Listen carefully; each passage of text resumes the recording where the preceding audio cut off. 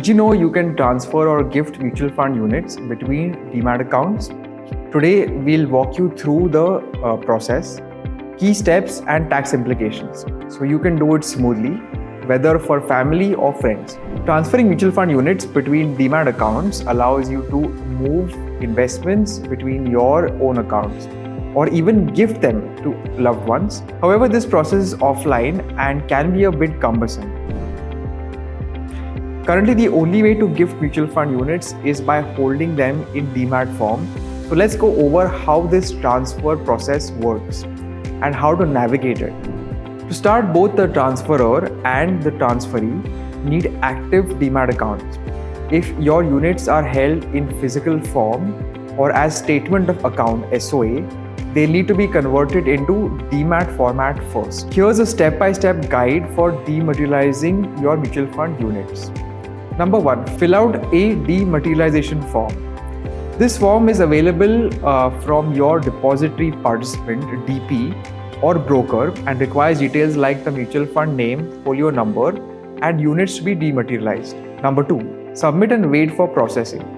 Once submitted, the conversion takes about 3 to 4 business days, after which the units appear in your Demat account. This conversion is necessary because only Demat units can be transferred between accounts. So make sure your units are in Demat form before moving to the next step.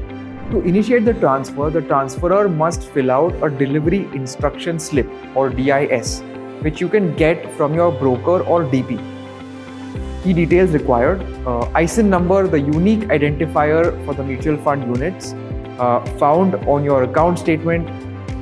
Transferor's details, the DP ID and BO ID, the DP ID and the client ID of your Demat account. Transferee's details, the DP ID and BO ID, which is the DP ID and client ID of the recipient's Demat account or your own Demat account if you're self-transferring. Quantity or number of units to transfer. Both in numbers and words, you have to write a reason for transfer, such as family gift or gift between personal accounts, your own. Must ensure that the mutual fund units in your folio should be free, that is, they should not be under lock. For example, in the ELSS scheme or retirement fund or children's fund, they are locked. Be sure to avoid any overwriting on the DIS form. If a correction is necessary, the form needs a counter signature next to the change. Once completed, submit the DIS slip to your broker's office in person or by courier. You may need to include a client master report or CMR for verification. For transfers valued above Rs 5 lakh, additional verification like a video call might be required. Once verified, the transfer typically completes within 1 to 2 business days, although some brokers may experience logistical delays. Factors like mailing delays or form rejections can extend the process to a few weeks or even months in some cases. Logistical delays may occur while couriering the physical DIS slip to your broker, but once received by the broker, the transfer should take only a day or 2 business days. Transferring units from one Demat to another comes with a cost.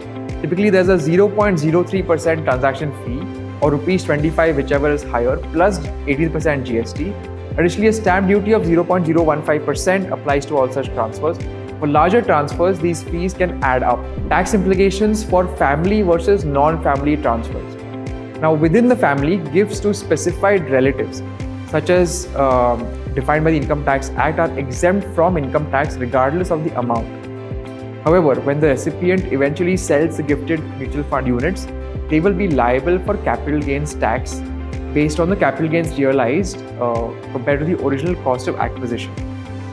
To non-family members, if the gift's units value exceeds Rs 50,000 in a financial year, the recipient will be taxed on the entire value received. Similar to family transfers, the recipient will be liable to also pay capital gains tax when they eventually sell the gifted mutual fund units. Proper documentation, including a gift deed, is essential to ensure accuracy during future audits. If you find the Demat format too restrictive, you can rematerialize units to convert them back to SOA form. This involves filling out a rematerialization request form or RRF and submitting it to your broker or DP, who forwards it to the AMC or RDA for processing.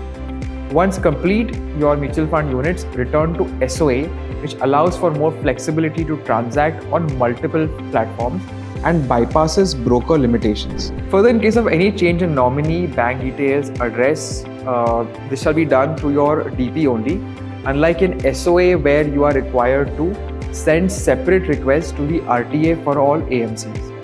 Rematerialization also saves you from annual Demat account charges and other broker costs. So it may be preferable if you plan to manage your investments independently. Holding mutual funds in Demat form limits your ability to transact on platforms other than your brokers, potentially increasing transaction costs and limiting access to certain features. By contrast, SOA format allows transactions on free platforms like MF Utilities, MF Central, and the AMC websites. Holding units in SOA form provides more freedom and can reduce transaction costs. While transferring mutual fund units through Demat accounts offers the ability to gift investments and consolidate holdings, the offline process can be slow and expensive. For flexibility and ease, many investors prefer the SOA format. Make sure to consider the costs and tax implications before initiating a transfer and explore rematerializing if you are looking for more freedom in managing your investments. Thanks for watching. If you found this guide helpful, give us a thumbs up and subscribe for more insight.